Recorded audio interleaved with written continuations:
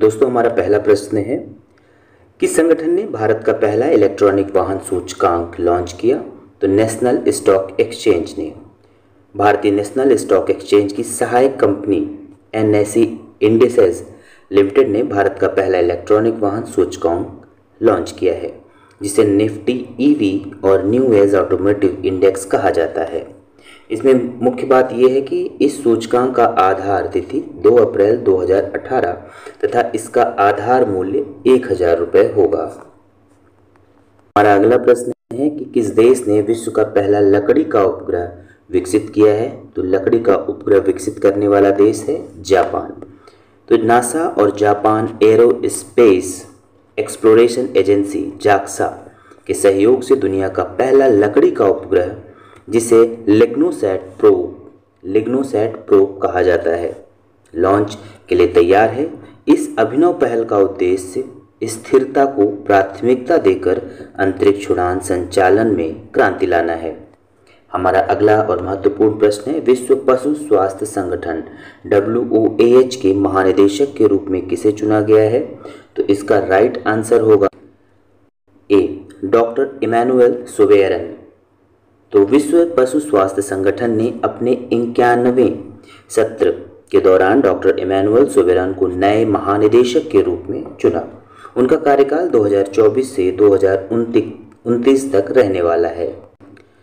दोस्तों, इस WOAH संगठन के विषय में हम कुछ महत्वपूर्ण बातें ये जान लें कि WOAH की 8वीं महानिदेशक हैं डॉक्टर इमैनुएल सोवेरन। विश्व पशु स्वास्थ्य संगठन का मुख्यालय पेरिस, फ्रांस में स्थित है। इसकी स्थापना 1924 में हुई थी। इस संगठन के संस्थापक इमैनुएल लेक्लेंचे हैं। संयुक्त राष्ट्र ने 2024 का पहला अंतर्राष्ट्रीय आलू दिवस मनाया, तो 30 मई को। तो संयुक्त राष्ट्र ने 30 मई को 2024 का पहला अंतर्राष्ट्रीय आलू दिवस मनाया है। संयुक्त राष्ट्र ने 30 मई 2024 को पहला अंतर्राष्ट्रीय आलू दिवस मनाने का निर्णय लिया। इस मौके पर इसका विषय था विविधता का संचयन, आशा का पोषण। संयुक्त राष्ट्र महासभा ने 8 दिसंबर 2023 को इस प्रस्ताव को स्वीकार किया था। पहले से 2008 में भी अंतर्राष्ट्रीय आलू वर्ष के रूप में मनाया गया था। आलू की उत्पत्ति दक्षिण अमेरिकी एंडीज क्षेत्र में हुई थी और इस उत्पाद का महत्व विश्व के विभिन्न क्षेत्रों में है। हमारा अगला प्रश्न है, किस भारतीय अमेरिकी छात्र ने स्क्रिप्स नेशंस स्पेलिंग बी खिताब जीता? तो यह है बृहत सोमा। ये 12 वर्षीय हैं, कक्षा 7 के ये छात्र हैं। अगला प्रश्न है, किस बॉलीवुड इस सुपरस्टार को मुथुट पप्पाचन ग्रुप का ब्रांड एम्बेसडर नियुक्त किया गया है? तो शाहरुख खान को। भारत में किस मतदान केंद्र को आदर्श मतदान केंद्र घोषित किया गया है? तो ये तासीगांग। ये तासीगांग कहाँ है? तो हिमाचल प्रदेश के लाहौल स्पीति जिले में स्थित तासीगांग को विश्व के सबसे ऊंचे मतदान केंद्र के रूप में आदर्श मतदान केंद्र घोषित किया गया है। इस केंद्र की ऊंचाई 15,256 फीट है, जिससे यह विश्व में सर्वोच्च मतदान केंद्र के रूप में मान्यता प्राप्त कर चुका है। हाल ही में विवर्ग के सीईओ के रूप में पदभार किसने संभाला है? तो आप देख सकते हैं कि भारतीय मूल के उद्यमी और IIT दिल्ली के पूर्व छात्र अनंत यार्डी ने विवर्ग के सीईओ के रूप में पदभार संभाला है। हाल ही में हरियाणा के किस विधानसभा सीट को रिक्त घोषित किया गया है? तो बादशाहपुर कहाँ है दोस्तों? हरियाणा में। इसका रीज़न क्या है? क्योंकि हरियाणा विधानसभा के अध्यक्ष ज्ञानचंद गुप्ता ने 25 मई 2024 को बादशाहपुर विधानसभा के विधायक राकेश दौलताबाद के असमय निधन के बाद इस सीट को खाली किया गया। हरियाणा में early screening and detection breast cancer programme का उद्घाटन कहाँ किया गया? तो गुरुग्राम में।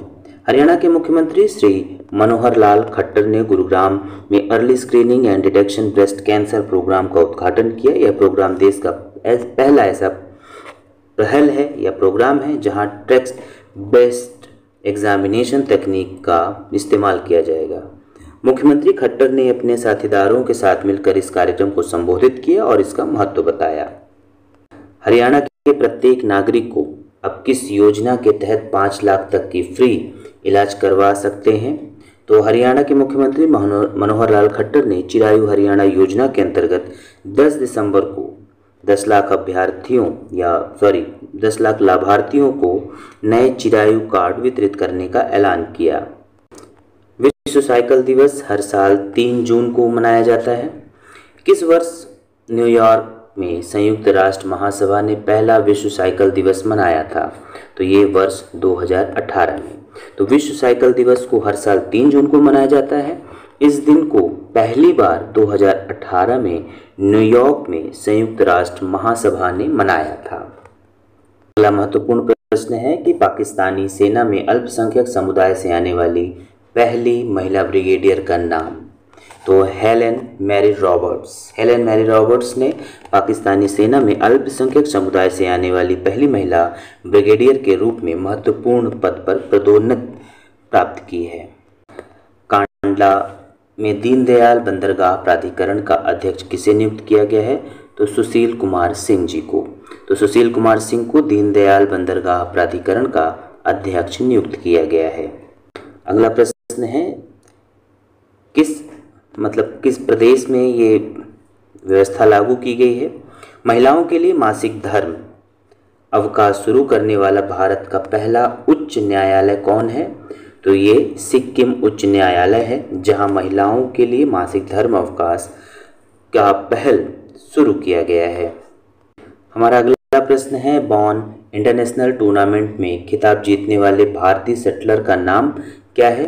तो भारतीय शटलर हैं तन्वी शर्मा ने बॉर्न इंटरनेशनल टूर्नामेंट में अत्यधिक प्रशंसनीय प्रदर्शन करते हुए उन्हें यह खिताब दिया गया है।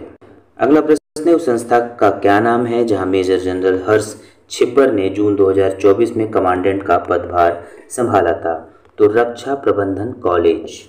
मेजर जनरल हर्ष छिब्बर ने 31 मई 2024 को college of defence management Secunderabad के कमांडेंट का पदभार संभाला। वे एक पूर्व राष्ट्रीय रक्षा अकादमी के छात्र हैं और दिसंबर 88 में सेना सेवा कोर में नियुक्त हुए थे। उन्हें सार्वजनिक नीति में डॉक्टर ऑफ फिलॉसफी PhD की डिग्री है और उनके पास 2 MPhil डिग्री भी है, एक बिजनेस मैनेजमेंट में और दूसरी पब्लिक एडमिनिस्ट्रेशन में। निशांत देव 2024 ओलंपिक के लिए क्वालिफाई करने वाले पहले भारतीय पुरुष मुक्केबाज बन गए हैं। निशांत देव ने 2024 पेरिस ओलंपिक के लिए क्वालिफाई करने के लिए किसे हराया? तो भारतीय मुक्केबाज हैं कौन? निशांत देव ने 2024 पेरिस ओलंपिक में पुरुषों के 71 किलोग्राम वर्ग में क्वालिफाई किया है। हमारा अगला प्रश्न है कि संस्थान ने 2024 के लिए स्वास्थ्य संवर्धन हेतु नेल्सन मंडेला पुरस्कार जीता है?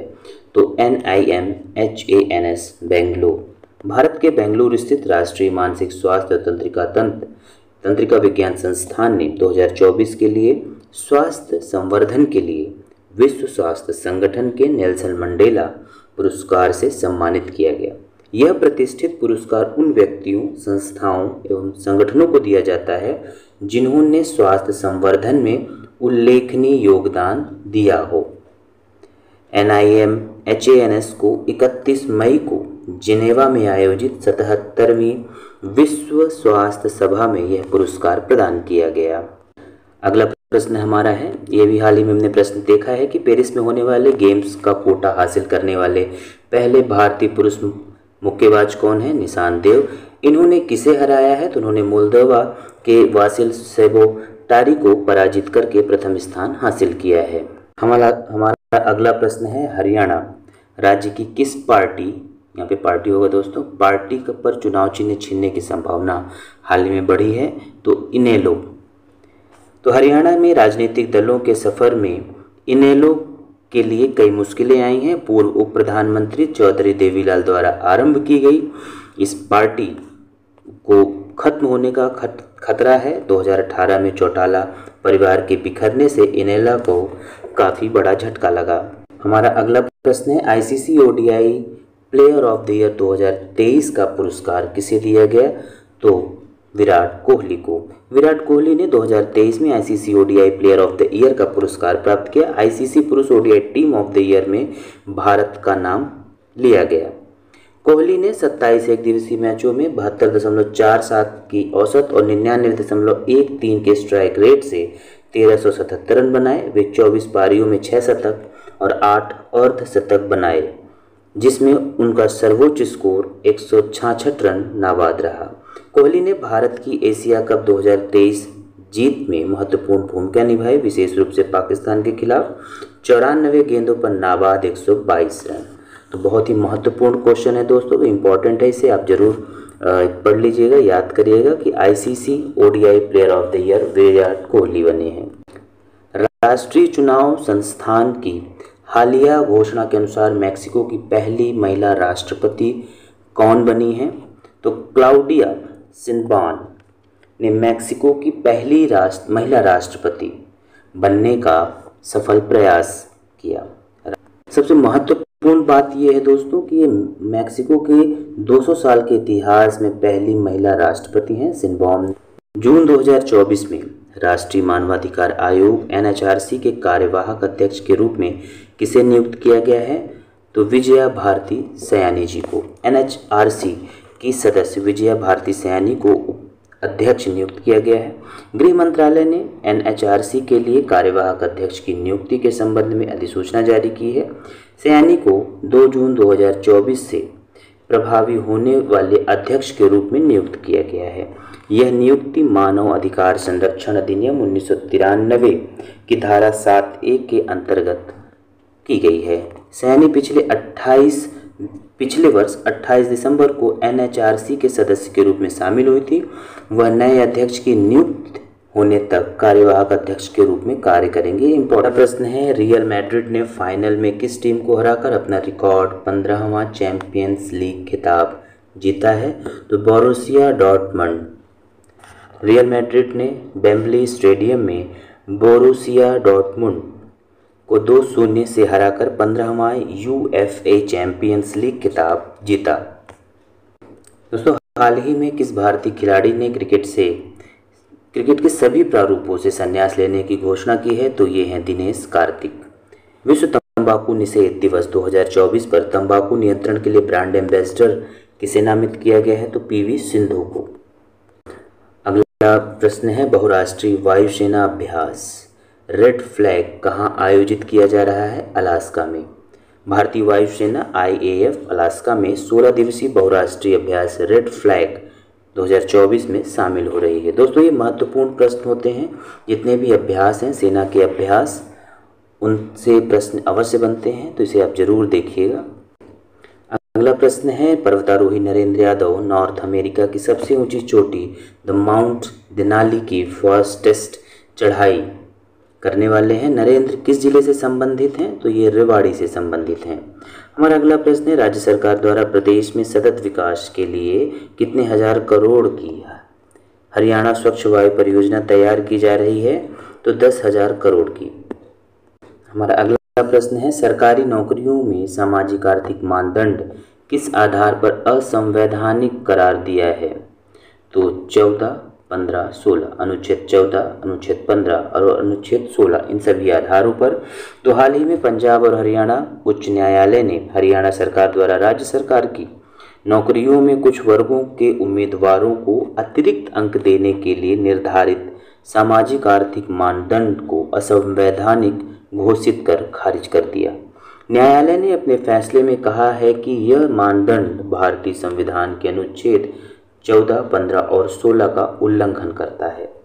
हमारा अगला और महत्वपूर्ण प्रश्न है, 5वां अखिल भारतीय चित्र भारती फिल्म फेस्टिवल हरियाणा में कहाँ आयोजित किया गया?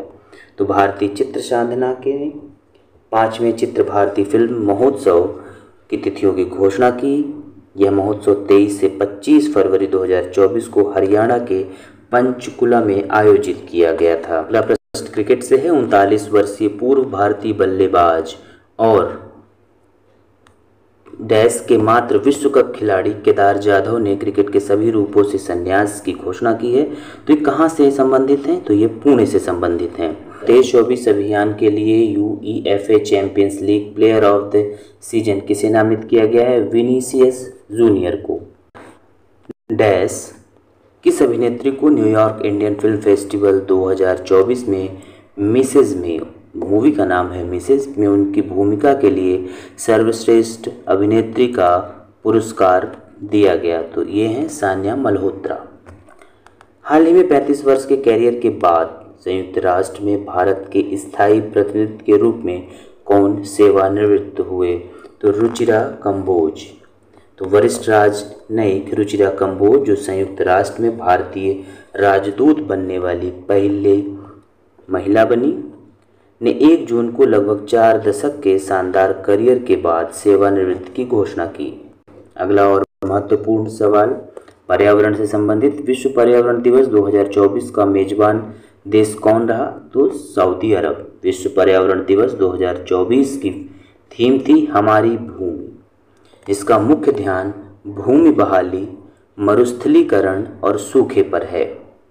हमारा अगला प्रश्न है, विश्व पर्यावरण दिवस पर प्रधानमंत्री मोदी ने वृक्षारोपण अभियान की शुरुआत की। विश्व पर्यावरण दिवस 2024 की विषय वस्तु क्या है?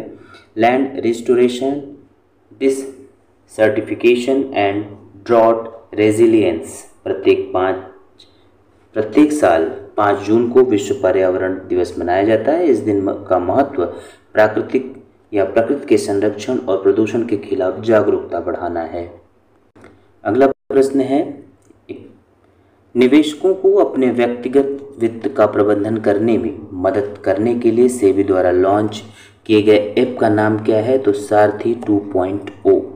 भारतीय प्रतिभूति और विनिमय बोर्ड सेबी ने निवेशकों को अपने व्यक्तिगत वित्त में मदद करने के लिए अपने मोबाइल ऐप सारथी 2.0 का एक नवीनीकृत संस्करण लॉन्च किया है। राष्ट्रपति द्रौपदी मुर्मू ने लोकसभा के किस संस्करण को भी हाल ही में भंग कर दिया? तो 17वीं लोकसभा को राष्ट्रपति द्रौपदी मुर्मू ने भंग किया। तो राष्ट्रपति द्रौपदी मुर्मू ने बुधवार को केंद्रीय कैबिनेट की सलाह पर 17वीं लोकसभा को तत्काल प्रभाव से भंग करने का निर्णय लिया। इस निर्णय के तहत राष्ट्रपति ने संविधान के अनुच्छेद 85 के खंड 2 के उपखंड बी के द्वारा प्रदत्त शक्तियों का प्रयोग करते हुए लोकसभा को भंग करने के आदेश पर हस्ताक्षर किए। टाटा मेमोरियल ने भारत का पहला उन्नत मस्तिष्क सर्जरी उपकरण हासिल किया। टाटा मेमोरियल सेंटर मुंबई के न्यूरो सर्जरी विभाग ने हाल ही में जटिल ब्रेन ट्यूमर सर्जरी को सुगम और सटीक बनाने के लिए अत्याधुनिक इंट्रा ऑपरेटिव अल्ट्रासाउंड मशीन खरीदी। हमारा अगला प्रश्न है, विश्व खाद्य सुरक्षा दिवस कब मनाया जाता है? 7 जून को। आगे बढ़ते हैं दोस्तों और देखते हैं हमारा अगला प्रश्न, आंध्र प्रदेश के नवनियुक्त मुख्य सचिव कौन है? तो Nirav Kumar Prasad. Budapest ranking series 2024 में अमन सहरावत ने किस श्रेणी में रजत पदक जीता? तो पुरुष फ्री स्टाइल 57 किलोग्राम वर्ग में। हमारा अगला प्रश्न है, प्रियंका जारकिहोली किस निर्वाचन क्षेत्र से जीत हासिल की जिससे वह कर्नाटक में अनारक्षित निर्वाचन क्षेत्र में जीतने वाली आदिवासी समुदाय की पहली महिला बन गई हैं? तो ये है चिक्कोडी क्षेत्र है। EY world entrepreneur of the year 2024 का खिताब किस दिया गया है? तो वेल्लन सुब्बैया को। विश्व महासागर दिवस हर साल 8 जून को विश्व स्तर पर कहाँ मनाया, या कह सकते हैं विश्व स्तर पर मनाया जाता है? तो विश्व महासागर 2024 का विषय क्या था? तो हमारे महासागर और जलवायु के लिए कार्यवाही को उत्प्रेरित करना। हमारा अगला प्रश्न है, म्यूनिख में ISF विश्व कप में पुरुष की 10 मीटर एयर पिस्टल स्पर्धा में स्वर्ण पदक किसने जीता? सरबजोत सिंह ने।